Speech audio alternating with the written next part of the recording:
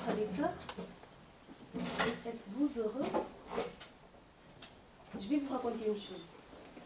Là d'où je viens, on nous apprend la signification du pronom nous et que le moi perd du sens lorsqu'on est plusieurs, tous faits des mêmes émotions.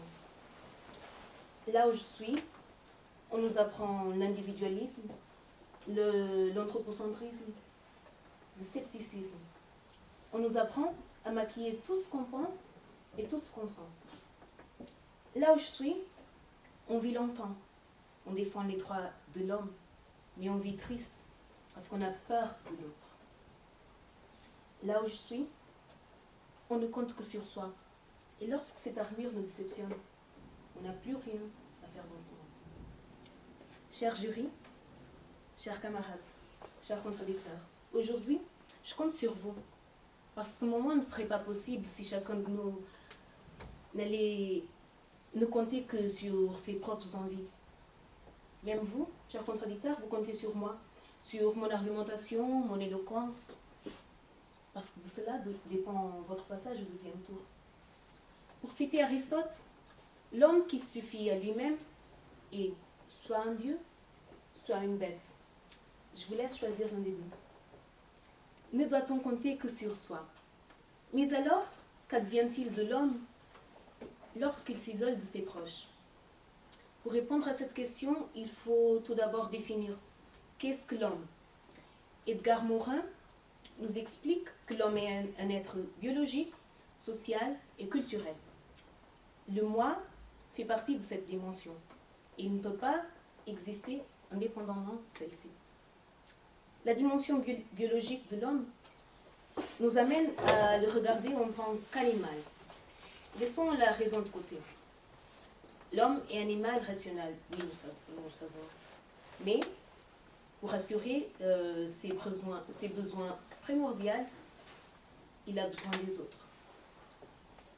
La première me paraît assez évidente quand je regarde cette salle. Je pense qu'on n'a pas besoin de développer. En fait, le corps humain est conçu pour coopérer et communiquer avec les autres. La meilleure illustration, c'est cette capacité que nous avons d'exprimer des mots pour transmettre des idées à ceux qui nous entourent. Le langage, manifestation même de la raison, a été conçu pour être utilisé dans un cadre pluriel. D'autre part, dans une perspective sociale, nous avons tous besoin d'établir des relations d'amitié, d'amour, qui sont basées sur la confiance. Comme disait M. Benisti, la sanction sociale, la punition du comportement d'un individu à travers de son isolement du groupe, est l'une des plus dures de subir. Je vais vous donner un exemple. Un homme qui avait un chat, un jour, il a décidé de le tuer, de le brûler. Et parce que c'était amusant, il a mis une vidéo sur YouTube. Du coup, les associations de défense de l'animal lui ont dénoncé. Il a subi une peine d'emprisonnement de 2 ans. Oui, c'est beaucoup. Mais l'histoire ne s'arrête pas là. En sortant de la prison, il a été victime de cyberbullying. Il a subi des pressions sur Internet. Des individus anonymes continuaient à lui envoyer des messages. Et désespéré, il est entré dans une dépression. Il a fini pour mettre un terme à sa vie. Là, j'imagine déjà, vous allez me dire qu'on ne doit compter que sur soi parce que l'homme est méchant. Il faut se méfier de tout le monde. Mais c'est justement le contraire. Peut-être s'il y avait eu une personne sur laquelle il pouvait compter, une personne qui entendait sa souffrance, quelqu'un qui pouvait l'écouter, l'histoire avait été différente. Par ailleurs, ce sont les relations même avec les autres, les expériences de vie qui forment notre identité. Les valeurs d'une famille participent à la formation de notre caractère.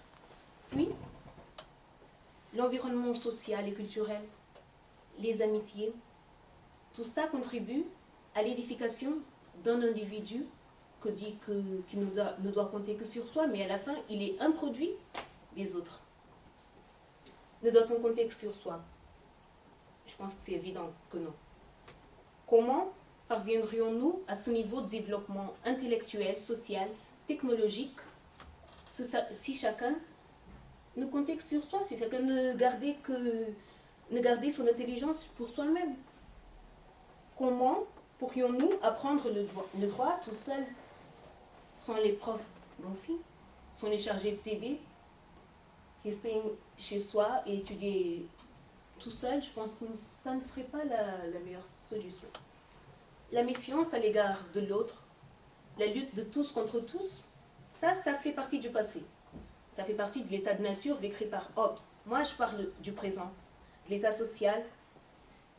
Il a fallu se mettre d'accord, il a fallu une confiance mutuelle entre les hommes, parce qu'on s'est rendu compte que l'égoïsme empêche le progrès. Certes, chaque individu est libre de choisir et de conduire sa propre vie comme il souhaite, mais croire qu'on ne doit compter que sur soi nous empêche de grandir et de mûrir. Laisser l'individualisme de côté, apprendre à compter sur les autres et arrêter de cacher ce qu'on pense. Voilà la recette du bonheur. Merci.